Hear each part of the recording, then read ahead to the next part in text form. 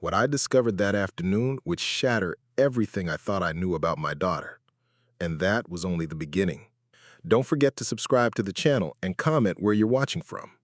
The graduation ceremony at Willowbrook State University was a symphony of nervous energy and barely contained excitement.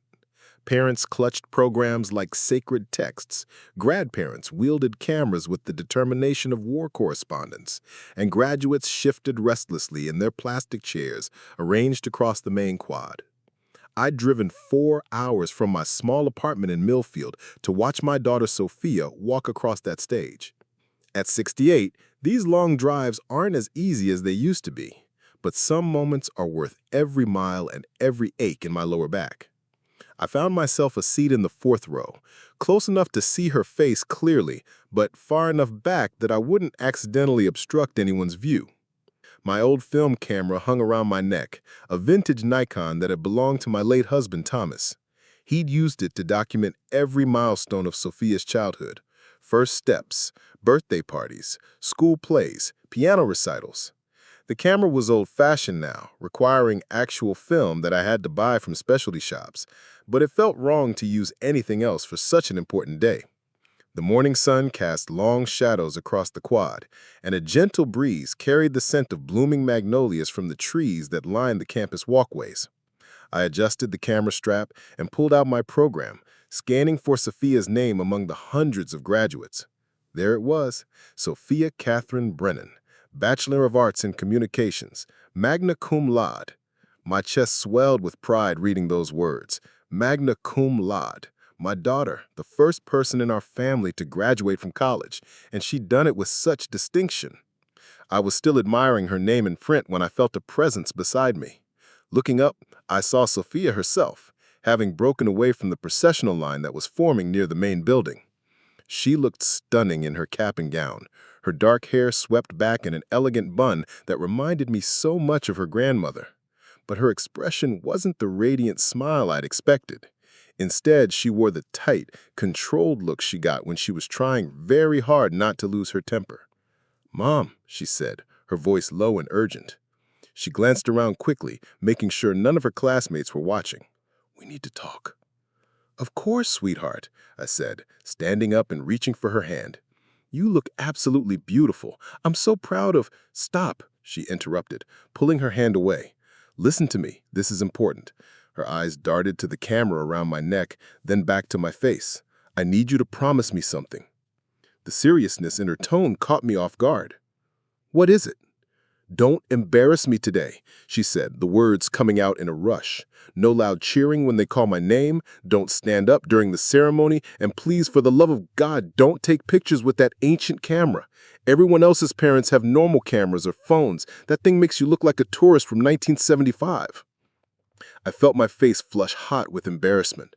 I looked down at the Nikon, suddenly seeing it through her eyes. The worn leather strap, the metal body that showed scratches from decades of use, the manual controls that probably did look hopelessly outdated compared to the sleek digital cameras and smartphones everyone else was carrying. "I just wanted to capture the moment," I said softly. "Your father would have—" "Dad's not here," she cut me off, and the words hit me like a physical blow. "And his old camera isn't going to bring him back. This is my day, Mom, my achievement. Can you please just try to blend in for once?"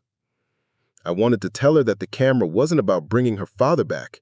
It was about honoring his memory, about maintaining a connection to all the beautiful moments he'd captured with it over the years. But the look on her face stopped me. This was clearly not the time for sentimental explanations. "Of course," I said, slipping the camera strap off my neck and placing it carefully in my purse. "Whatever you want, sweetheart."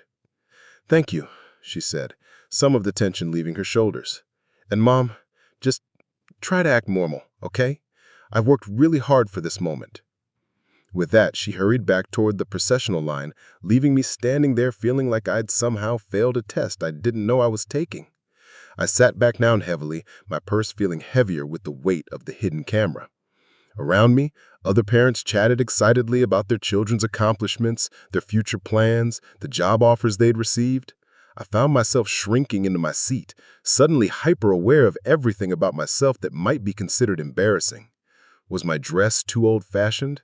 I'd chosen a simple navy blue outfit that I thought looked appropriate, but now I wondered if it screamed small-town mother who doesn't know any better. Were my shoes too practical, my makeup too heavy or not heavy enough? I'd driven 4 hours to celebrate my daughter's greatest achievement, and instead I felt like an unwelcome guest at my own family's party. Amara looked up from her tablet, her expression remaining perfectly calm. She reached into her messenger bag and produced a crisp boarding pass, handing it to the captain without a word. Harrison examined the document with theatrical thoroughness, turning it over, holding it up to the light, and scrutinizing every detail as if he were a document examiner. The boarding pass was pristine, seat 3A, first class, purchased through Blackwood Enterprises' corporate account for $3,847. But the price only increased his suspicion. In his experience, people who could casually spend nearly $4,000 on a flight made sure everyone around them knew about their wealth. "Ma'am," Harrison said, his voice now loud enough for half the gate area to hear, "this boarding pass raises some concerns. The purchasing pattern doesn't match typical first-class passenger profiles."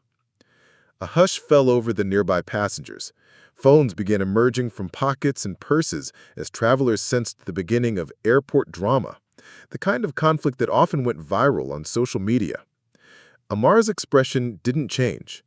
"Captain, could you clarify what specific concerns you have about my validly purchased ticket?" Her calm response seemed to irritate Harrison further. In his experience, innocent passengers became defensive when questioned. This woman's composed demeanor struck him as calculated. Well, for starters, most corporate travelers at this level have different presentation standards. Premium passengers typically travel with appropriate luggage, attire, and documentation that reflects their ability to afford first-class service. The implication hung in the air like toxic gas. Around the gate area, passengers began shifting uncomfortably.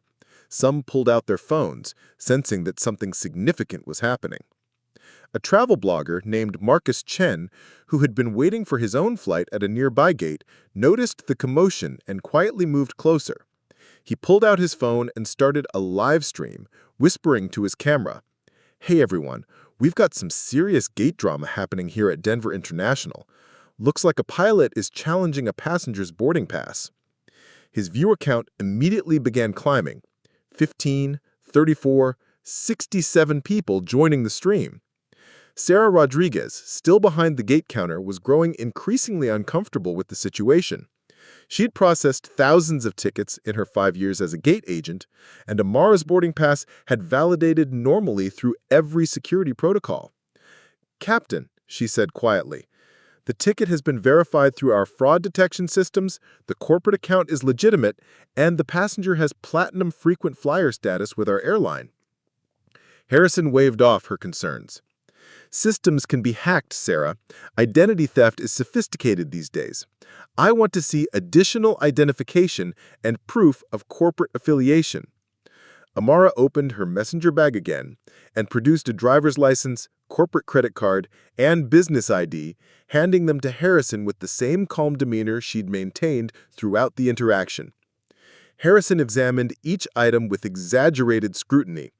The driver's license showed Dr. Amara Blackwood, age 43, with an address in Cherry Hills Village, one of Denver's most exclusive neighborhoods. The corporate American Express card was platinum level. The business ID showed her as affiliated with Blackwood Enterprises. But none of this satisfied his growing suspicion. "Blackwood Enterprises," he said loud enough for nearby passengers to hear. "Never heard of it. Could be a shell company created specifically for fraudulent travel bookings." The accusation sent ripples of tension through the gate area. More passengers were now openly watching the confrontation, and several had their phones out, recording the interaction. Marcus Chen's livestream had grown to 127 viewers, and comments were pouring in. "What airline is this? This seems like racial profiling. Just let her board if the ticket is valid. Why is the pilot making this a public spectacle? This is getting uncomfortable to watch." A middle-aged white woman in a business suit, waiting for the same flight, began her own Instagram live stream. Y'all, you are not going to believe what I'm witnessing at the airport right now. A pilot is basically accusing this well-dressed black woman of fraud, and her ticket appears to be completely legitimate. Her follower count began climbing as viewers shared the stream. Meanwhile, a businessman in an expensive suit, Robert Martinez, a regional sales manager for a tech company, started recording a TikTok video. Denver airport gate drama, pilot versus passenger. This is getting spicy. He narrated quietly to his camera. The digital documentation of the incident was multiplying across platforms, creating a real-time record of events that would soon reach far beyond Gate C-32. Throughout the increasingly public confrontation, Dr. Amara Blackwood maintained the same calm composure. She sat in her chair, her hands folded, watching Captain Harrison with the patience of someone who had encountered similar situations before. Her tablet, still resting on her lap, showed several incoming messages, but she didn't respond to them. Instead, she seemed to be mentally cataloging every detail of the interaction. Harrison's words, the timestamps, the growing crowd of witnesses, and the multiple recording devices now capturing every moment. "Captain Harrison," she said finally, her voice still soft but carrying a subtle edge. "I've provided you with all the documentation you've requested. My boarding pass has been validated through your airline systems. What specific additional verification do you require?" Harrison, however, interpreted her composure as defiance. "Ma'am, I'm not satisfied with the authenticity of these documents. Corporate fraud is increasingly sophisticated, and I have a responsibility to protect the legitimate passengers on this flight." The implication was clear. He was suggesting that she was not a legitimate passenger. "Sarah," Harrison called to the gate agent, "I want you to call airport security and get a supervisor down here. We need someone with higher clearance to investigate this situation properly." Sarah hesitated. "Captain, our systems show everything is valid. Are you sure you want to escalate this to security?" "I'm the captain of this aircraft," Harrison replied with finality. "Safety and security decisions are my responsibility. Make the call." The announcement that security was being called sent a visible ripple of tension through the gate area. Passengers who had been casually observing the situation now realized they might be witnessing something significant. Marcus Chen spoke quietly into his live stream, which had now reached 203 viewers. "Security has been called. This has escalated beyond a simple ticket dispute. The pilot seems convinced this woman's documents are fraudulent, but she's been completely calm and cooperative throughout this entire interaction." While Harrison and Sarah discussed bringing in additional authority, Amara quietly opened her tablet and began typing. To casual observers, she appeared to be responding to emails, but she was actually sending carefully crafted messages to 3 specific contacts. The first message went to someone listed simply as legal emergency. "Den Airport incident in progress. Gate C-32. Discrimination documentation required. All major platforms recording." The second message went to Operations Center. "Flight 847 Den JFK delayed. Pilot-initiated passenger challenge. Media attention building. Prepare protocols." The third message went to Board Chair. "Personal incident requiring immediate corporate response. Full documentation in progress. Media amplification confirmed." Each message was sent with the precision of someone who understood exactly how corporate crisis management worked. As word spread through the gate area that security had been called, the psychology of the crowd began to shift. Some passengers moved closer, drawn by curiosity and the possibility of witnessing something that would make good social media content. Others moved away, uncomfortable with the growing tension and not wanting to be associated with what was clearly becoming a confrontational situation. A group of college students heading back to school after spring break began their own social media documentation. One of them, Jessica Williams, started a Snapchat story. "Denver Airport is wild, RN. pilot thinks this lady's boarding pass is fake, but she seems totally legit. An elderly Wright couple, Harold and Margaret Thompson, watched the proceedings with growing discomfort. They'd witnessed similar scenes before and recognized the familiar patterns of racial profiling, but they remained silent, unwilling to get involved in someone else's conflict. A young professional woman, Lisa Park, an attorney traveling for a deposition, began taking detailed notes on her phone. Her legal training kicked in as she documented potential civil rights violations in real time. Within 8 minutes of Sarah's call, 2 airport security officers arrived at gate C-32. Officer James Washington, a 20-year veteran of airport security, and Officer Maria Santos, newer to the job but experienced in conflict de-escalation, approached the gate counter. The presence of uniformed security officers immediately heightened the tension in the area. Conversations quieted, and more phones appeared as passengers realized they might be witnessing something significant. "What's the situation?" Officer Washington asked Captain Harrison. "We have a passenger with questionable documentation attempting to board first class," Harrison explained, his voice parrying the authority of someone accustomed to being believed. Officer Washington looked at Amara, who remained seated with the same calm composure she'd maintained throughout the entire interaction. "Ma'am, can you explain your side of the situation?" "I purchased a first-class ticket through my company's corporate travel account," Amara replied evenly. "I've provided my boarding pass, identification, and corporate credit card.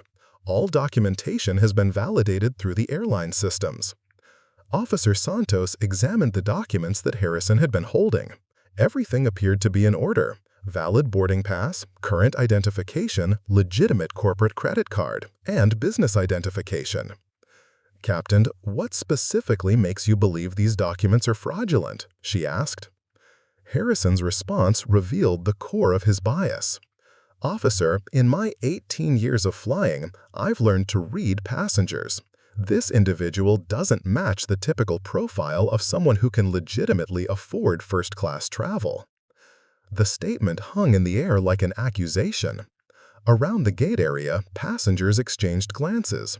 Some nodded in agreement with Harrison's expertise, while others began to understand that they were witnessing something more troubling than a simple documentation dispute.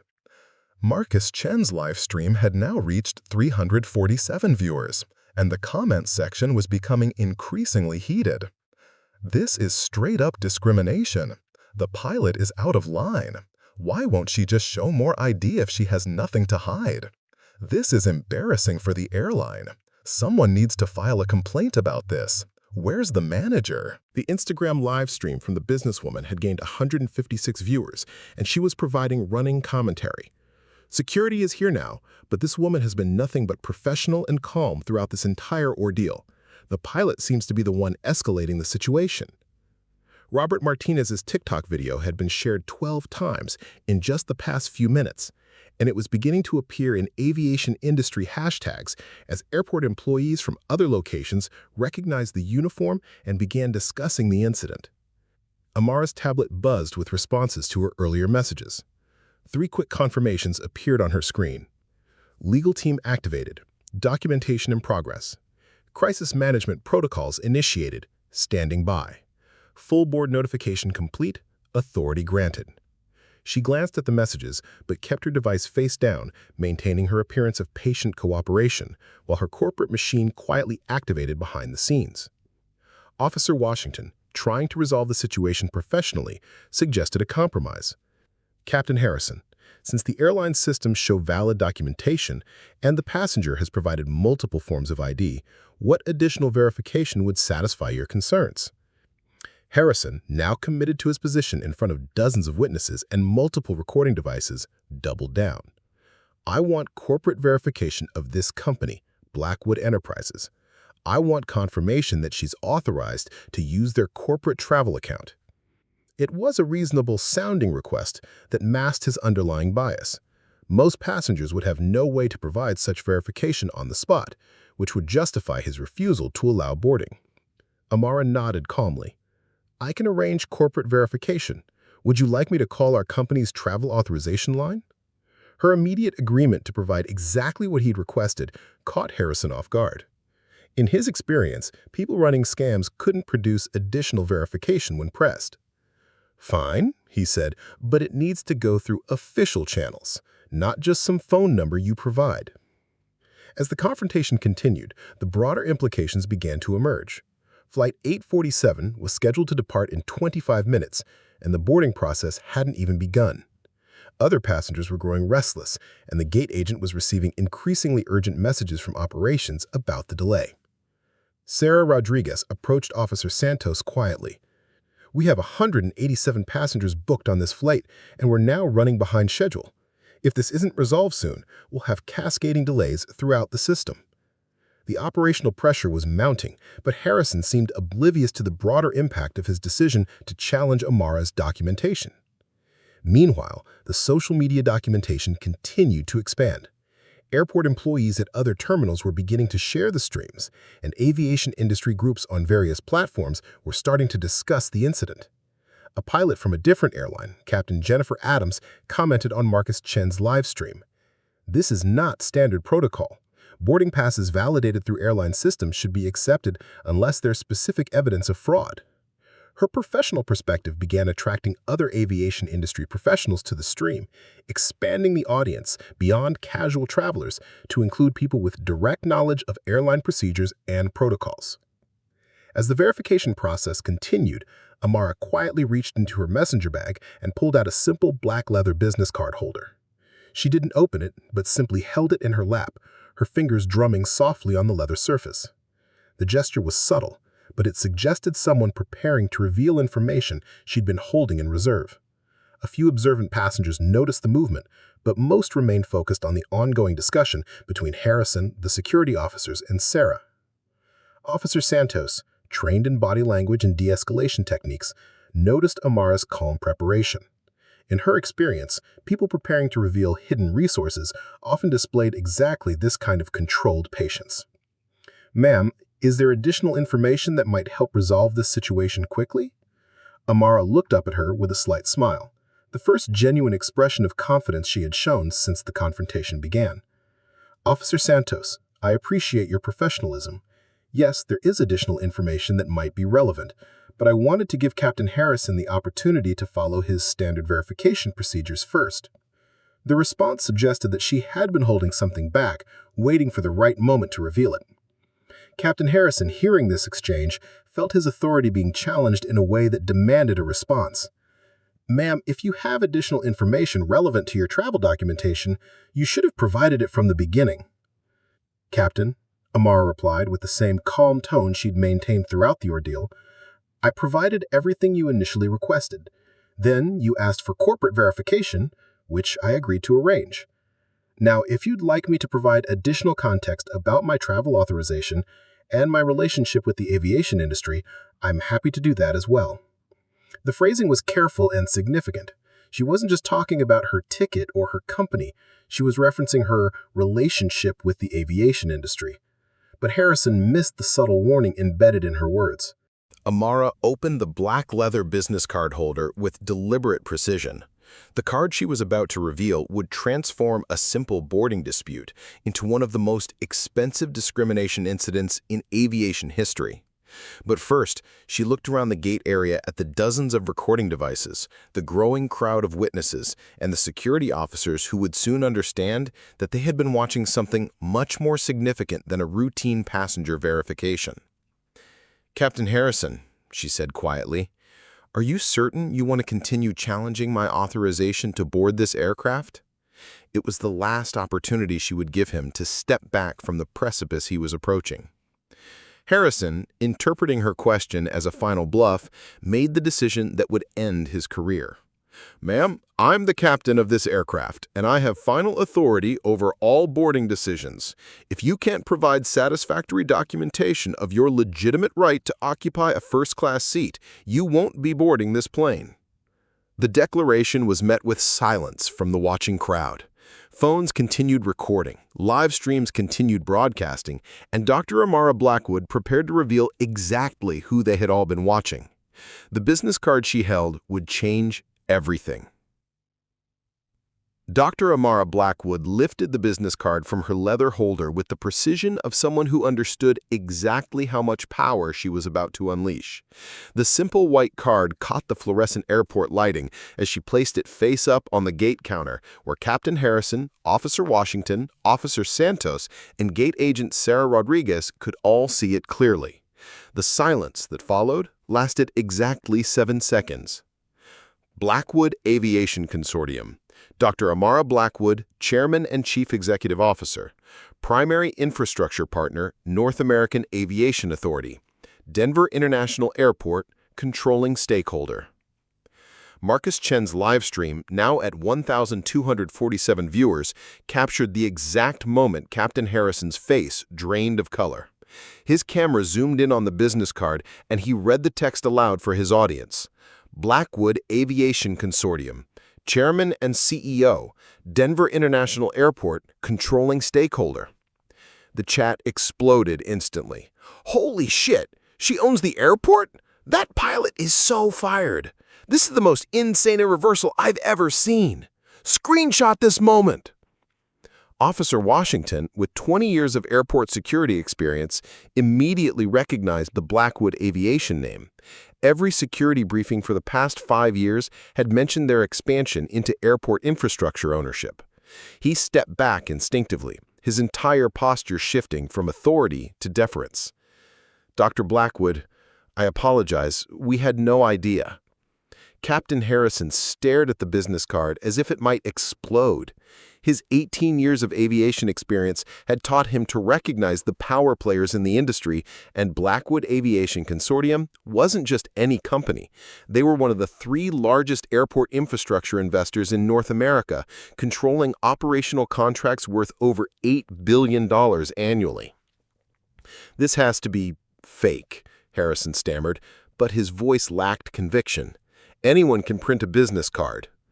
Dr. Blackwood reached for her tablet with the same calm deliberation she'd maintained throughout the entire ordeal. Captain Harrison, would you like me to call the Airport Operations Center to verify my identity and my company's relationship with Denver International Airport? Before Harrison could respond, Sarah Rodriguez was already pulling up her computer terminal with trembling fingers. As a gate agent, she had access to airport administrative directories, and she quickly navigated to the executive contact list for Denver International Airport. "Oh my God," she whispered, staring at her screen. "Dr. Amara Blackwood is listed as Chairman of Blackwood Aviation Consortium and Primary Stakeholder Contact for Terminal Operations." The businesswoman streaming on Instagram caught Sarah's reaction and provided commentary for her 289 followers. "The gate agent just confirmed it. This woman actually is who she says she is. That pilot just discriminated against someone who apparently owns part of the airport." Dr. Blackwood opened an app on her tablet displaying real-time airport operations data. "Captain Harrison, since you expressed concerns about documentation verification, let me show you something that might provide context." She turned the screen toward the growing crowd of onlookers.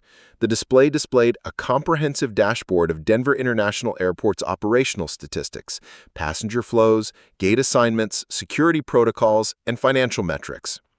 Blackwood Aviation Consortium currently holds a 47% controlling stake in Denver International Airport's operational infrastructure. We manage terminal operations, gate assignments, security protocols, and staff coordination contracts worth $347 million annually. Officer Santos, trained in crisis de-escalation, immediately understood the magnitude of the situation they were facing. This wasn't just a passenger complaint. This was a discrimination incident against someone with the power to fundamentally alter airport operations. "Dr. Blackwood, on behalf of airport security, I want to apologize for any inconvenience this situation has caused." But Dr. Blackwood wasn't finished revealing the scope of her influence. "There's something else you should understand," Dr. Blackwood continued, opening another app on her tablet. Blackwood Aviation Consortium's relationship with the aviation industry extends beyond airport infrastructure. She displayed a portfolio management screen showing dozens of investment holdings across multiple sectors. We also hold significant equity positions in 17 major airlines operating out of Denver International, including a 23% stake in Rocky Mountain Airways, the parent company of the airline operating Flight 847. The implication hit Captain Harrison like a physical blow. Not only had he discriminated against someone who owned part of the airport, but she was also a major shareholder in his own airline. Marcus Chen's live stream audience had grown to 2,156 viewers, and aviation industry professionals were flooding the comments. Blackwood Aviation is huge in the industry. They basically control half the airports in the Mountain West. This pilot has no idea how much trouble he's in. Screenshot the stock holdings. Robert Martinez, still recording his TikTok video, provided hushed commentary. Folks, we're witnessing what might be the most expensive discrimination incident in aviation history. This woman doesn't just have money, she has institutional power. The incident was now spreading across multiple platforms simultaneously. Jessica Williams, the college student who had started documenting on Snapchat, had switched to TikTok and was providing real-time updates to her 3,400 followers. Her video had been shared 47 times in the past 10 minutes. Update: she literally owns part of the airport and the airline. The pilot is still trying to argue with her. This is insane, she narrated quietly.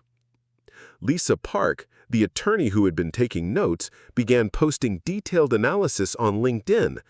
Currently witnessing potential civil rights violation at DEN. Airline captain challenged black woman's first-class boarding pass based on passenger profiling. Plot twist: she's the CEO of the company that owns the airport. Legal implications are staggering. Her professional network began sharing and commenting immediately, bringing employment lawyers, civil rights attorneys, and aviation industry executives into the expanding digital documentation of the incident. The elderly couple, Harold and Margaret Thompson, who had been silent observers, finally spoke up. Harold approached Dr. Blackwood with obvious embarrassment. "Ma'am, I want to apologize for not speaking up earlier. What happened here was wrong from the beginning, and we should have said something." Dr. Blackwood nodded graciously. "Mr. Thompson, I appreciate that acknowledgement. This situation illustrates why it's important for witnesses to speak up when they see discriminatory treatment." As the true scope of Dr. Blackwood's authority became clear, the operational implications began cascading through Denver International Airport's management structure. Sarah Rodriguez received an urgent message on her terminal from the Airport Operations Center. "Gate C32, please provide immediate status update on the Blackwood situation. Multiple department heads are requesting information." The message had been sent by Airport Operations Director Michael Chen, no relation to the live streamer, who had been monitoring the situation through security camera feeds and social media reports. Within minutes, he was walking rapidly toward Gate C32, his radio crackling with updates from various department supervisors. "Dr. Blackwood?" he said as he approached, slightly out of breath from his hurried walk across the terminal. "I'm Michael Chen, Operations Director. On behalf of Denver International Airport, I want to personally apologize for this incident." The arrival of airport senior management caused another ripple of attention through the gate area. Passengers realized they were witnessing something far beyond a routine boarding dispute. Dr. Blackwood stood to greet Director Chen, and for the first time since the incident began, she smiled genuinely. "Michael, thank you for coming personally. This situation has provided an excellent real-time case study of how unconscious bias can manifest in operational settings." Dr. Blackwood's tablet chimed with an incoming call from someone listed as Rocky Mountain Airways CEO Emergency Line. She answered immediately, putting the call on speaker for everyone to hear. "Dr. Blackwood, this is CEO Patricia Williams from Rocky Mountain Airways. We've been monitoring the situation at Gate C32, and I want to personally apologize for our employees' conduct." Captain Harrison's face went completely white as he realized his airline's chief executive was calling to apologize to the woman he had been challenging. "Patricia," Dr. Blackwood replied calmly, "I appreciate your prompt response. This incident has been documented across multiple social media platforms and is currently being viewed by over 3,000 people in real time. I think we need to discuss immediate corrective actions." CEO Williams' voice was tight with controlled panic. "Dr. Blackwood, whatever corrective actions you deem appropriate will implement immediately. Captain Harrison's conduct does not represent our company values." The public nature of the CEO's apology and immediate willingness to take corrective action made it clear to everyone listening that Dr. Blackwood wielded significant influence in the aviation industry. With airport operations management, airline executives, and hundreds of digital witnesses now engaged, Dr. Blackwood began addressing the broader implications of what had occurred. This incident illustrates several systemic problems in aviation customer service, she began, her voice carrying the authority of someone accustomed to boardroom presentations. First, the assumption that first-class passengers must display wealth in specific recognizable ways. Second, the tendency to question documentation that has already been verified through multiple security systems. Third, the escalation of simple verification requests into public confrontations. She opened another app on her tablet showing passenger complaint data across multiple airports. Blackwood Aviation Consortium tracks discrimination incidents across our partner airports as part of our operational quality metrics. What happened here today follows patterns we've documented at 17 other major airports in the past 12 months. Marcus Chen's livestream chat was filled with aviation industry professionals discussing the broader implications. "She's right about the systemic patterns. This happens more often than people realize. The data probably shows clear demographic targeting. Airlines need better bias training." "There's another aspect of this situation that needs to be addressed," Dr. Blackwood continued, opening a financial monitoring app on her tablet. "This incident has been trending on social media for the past 27 minutes. Our real-time reputation monitoring shows Rocky Mountain Airways' stock price has dropped 1.3% since the first live stream began." She turned the screen to show the financial data to CEO Williams via the phone connection, Operations Director Chen, and the growing crowd of witnesses.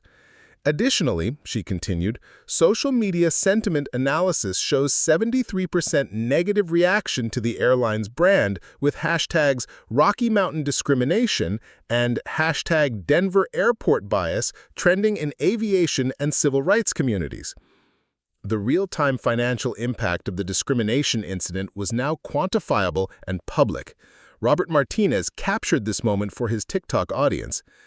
"She's showing them exactly how much money this discrimination is costing them in real time. This is next-level accountability." Captain Harrison, who had started this incident as the apparent authority figure, now stood silent as his airline CEO, airport management, and security officials deferred to the woman he had challenged. "Captain Harrison," Dr. Blackwood addressed him directly for the first time since revealing her identity, "while you stated that you had final authority over boarding decisions on your aircraft, while that's technically correct for safety issues, discrimination based on passenger profiling violates federal civil rights laws, airline company policies, and airport operational agreements." She opened one more app on her tablet showing legal documentation. "As a controlling stakeholder in this airport and a major shareholder in your airline, I have access to all relevant policies and procedures. Your actions today violated at least 7 separate anti-discrimination protocols." The legal precision of her statement made it clear that this wasn't just about hurt feelings or social media backlash. There were serious legal and financial consequences at stake. "However," Dr. Blackwood continued, "I'm more interested in preventing future incidents than pursuing individual punishment. This situation provides an opportunity to implement systematic improvements across our entire aviation network." She addressed the crowd of passengers, many still recording on their phones. Everyone here has witnessed how unconscious bias can manifest in professional settings. Your documentation of this incident will become part of a comprehensive training program for aviation industry employees. Operations forward with obvious interest. Dr. Blackwood, what kind of systematic changes are you proposing? First, mandatory unconscious bias recognition training for all customer-facing aviation employees updated every 6 months with real case studies like today's incident. Second, revised passenger verification protocols that eliminate subjective profiling elements. Third, real-time incident reporting systems with direct escalation to executive management. The proposal was comprehensive and demonstrated that she had been thinking about systematic solutions while maintaining her calm demeanor throughout the discrimination incident. CEO Williams' voice came through the phone speaker.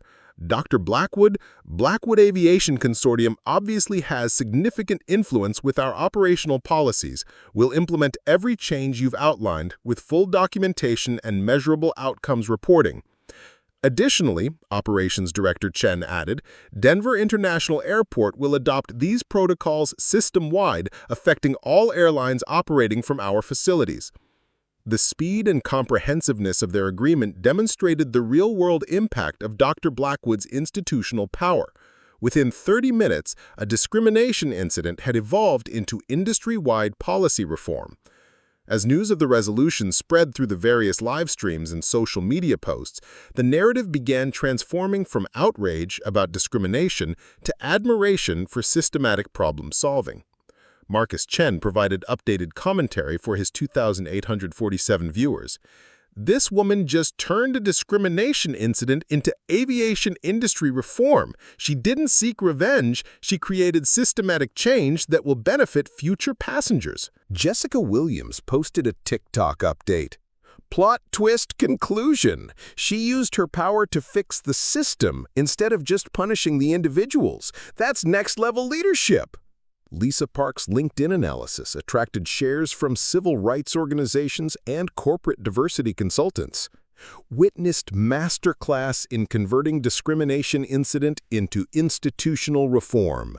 CEO leveraged documentation, financial impact analysis, and stakeholder authority to create measurable policy changes.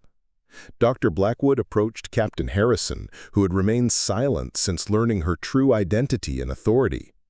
Captain Harrison, I want you to understand that your assumptions about my legitimacy as a first-class passenger were based on unconscious bias about who belongs in premium spaces. This wasn't malicious discrimination, but it was harmful discrimination. Harrison finally found his voice, though it was shaky with embarrassment and fear for his career. Dr. Blackwood, I sincerely apologize. I let my assumptions override proper procedures, and I created a hostile situation based on prejudgments that were completely wrong. Your apology is noted, but more importantly, your experience today will become part of the training materials to help other employees recognize and interrupt their own unconscious bias patterns. She was transforming even his personal accountability into educational opportunity for broader institutional improvement. Officer Washington, who had been watching the systematic transformation of the incident, stepped forward. Dr. Blackwood, I've been in airport security for 20 years, and I've seen similar situations handled very differently. Your approach to creating change instead of seeking punishment is remarkable. Officer Washington, systematic discrimination requires systematic solutions. Individual punishment doesn't change institutional patterns, but policy reforms supported by documented evidence and executive authority can create lasting improvement. Her response articulated a philosophy of institutional change that resonated across the various social media platforms documenting the incident. Robert Martinez concluded his TikTok series. Moral of the story? Don't judge people by appearances, document everything, and when you have power, use it to fix systems instead of just punishing individuals. With policy changes implemented, executives engaged, and systematic improvements initiated, the immediate boarding situation could finally be resolved. Dr. Blackwood gathered her messenger bag and tablet, preparing to board Flight 847 to New York. "Ladies and gentlemen," she addressed the crowd of passengers who had witnessed the entire incident, "thank you for your patience during this extended delay. Your documentation of discriminatory treatment helped create accountability that will benefit future travelers across our entire aviation network." Sarah Rodriguez, the gate agent, who had been caught between following procedures and supporting her captain's discrimination, approached with obvious relief. "Dr. Blackwood, would you like to board first so we can begin the regular boarding process?" "Thank you, Sarah. And I want you to know that you handled a difficult situation professionally by consistently following proper verification procedures even when pressured to do otherwise." The recognition of Sarah's professional conduct, even while caught in an impossible situation, demonstrated Dr. Blackwood's understanding of how institutional discrimination affects employees at every level. As Dr. Blackwood walked down the jet bridge toward Flight 847 to New York, the atmosphere at Gate C-32 had completely transformed. Passengers who had witnessed systematic discrimination evolve into institutional reform were sharing contact information, discussing the broader implications, and committing to speaking up in future situations. The elderly couple, Harold and Margaret Thompson, exchanged information with Lisa Park to follow up on civil rights advocacy opportunities. Marcus Chen was planning a follow-up video about unconscious bias recognition. Sarah Rodriguez was already creating educational content about passenger rights and discrimination reporting procedures. The incident had created an impromptu community of advocates committed to preventing similar discrimination in the future. 6 months later, the Denver Gate incident, as it became known in aviation industry training programs, had generated measurable improvements across North American airports. Rocky Mountain Airways reported a 68% reduction in passenger discrimination complaints. Denver International Airport became a model for bias-free customer service protocols. 12 other major airports adopted Blackwood Aviation Consortium's discrimination prevention frameworks. The Federal Aviation Administration began developing industry-wide unconscious bias training requirements. Civil rights organizations partnered with aviation companies to create passenger advocacy programs. Dr. Amara Blackwood's approach to converting personal discrimination into systematic institutional change had created ripple effects throughout the entire aviation industry. Captain Harrison completed comprehensive unconscious bias training and became an instructor in the new aviation diversity education programs. His experience of being wrong about Dr. Blackwood's identity taught him to question his assumptions about passengers and colleagues. Officer Washington was promoted to head Denver International Airport's new Passenger Advocacy Security Division, where he trained other security personnel in bias recognition and professional passenger interaction protocols. Sarah Rodriguez was recognized for her professionalism during a difficult situation and promoted to Senior Gate Operations Supervisor, where she helped implement the new verification procedures that eliminated discriminatory profiling. Marcus Chen's live-stream documentation became required viewing in journalism schools as an example of responsible real-time reporting of discrimination incidents. The incident demonstrated several universal principles about power, dignity, and systematic change. Preparation defeats confrontation. Dr. Blackwood's calm response and strategic documentation were more effective than anger or arguments. Institutional power can create systematic solutions. Individual punishment doesn't change discriminatory patterns, but policy reform supported by authority creates lasting improvement. Documentation drives accountability. Social media recording transformed a private incident into public accountability that demanded institutional response. Dignity under pressure multiplies influence. Maintaining composure while facing discrimination demonstrated leadership that inspired systematic change rather than just personal vindication. As Flight 8047 finally departed Denver International Airport 93 minutes behind schedule, The passengers on board carried with them a shared experience of witnessing how one person's strategic response to discrimination had created systematic change across an entire industry.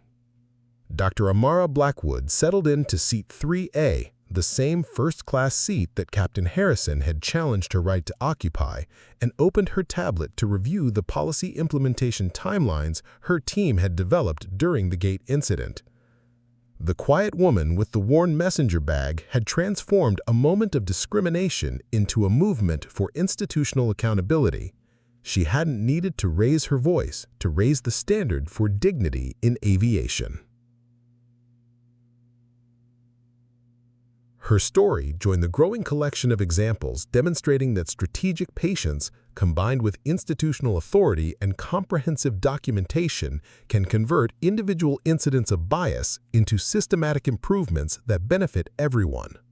The real power wasn't in the moment of revelation when everyone realized who she was.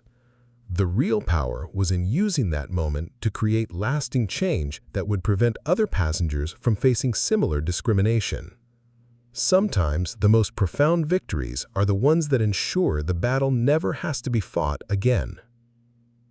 This story demonstrates that expertise doesn't wear a uniform, authority doesn't always announce itself, and institutional power deployed strategically can create systematic improvements that extend far beyond individual circumstances.